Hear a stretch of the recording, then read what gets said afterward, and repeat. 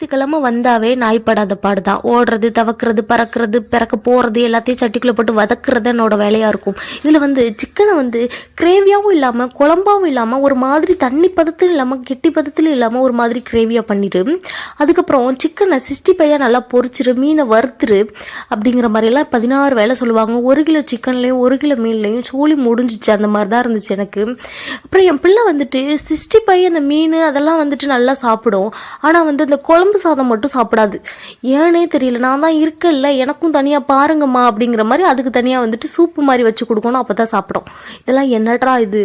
மருமகளே பார்த்துக்கோ, என் பிள்ளையை நான் எப்படியெல்லாம் வளர்க்குறேன்னு. இதில் சொல்லுவாங்க, நீ சமைக்கிறதெல்லாம் தெரிய போது இந்த குடும்பத்தில் நீ எவ்வளோ பாசம் வச்சுருக்கேன்னு.